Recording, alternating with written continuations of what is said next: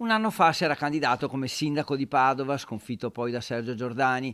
Francesco Peghin da allora non è rimasto a guardare e, vista la sua passione per il mondo dello sport, è riapparso all'improvviso con la carica di presidente del Calcio Padova. Trattative riservate, la firma qualche giorno fa, l'annuncio ufficiale oggi. Ha rilevato il 25% della proprietà da Joseph Urgulian, spendendo circa 1 milione di euro, e spera, con la discesa in campo, di convincere altri imprenditori padovani a fare lo stesso.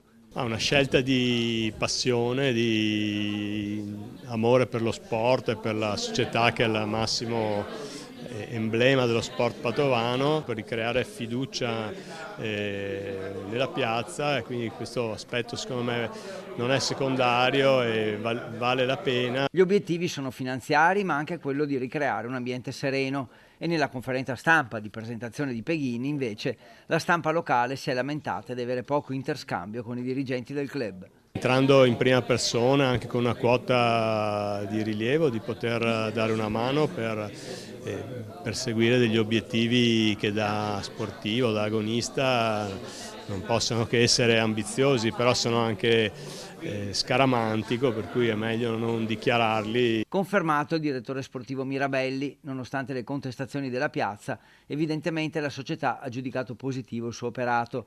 Quanto all'allenatore, Torrente gradirebbe la conferma, la società anche, ora bisogna trovare l'accordo.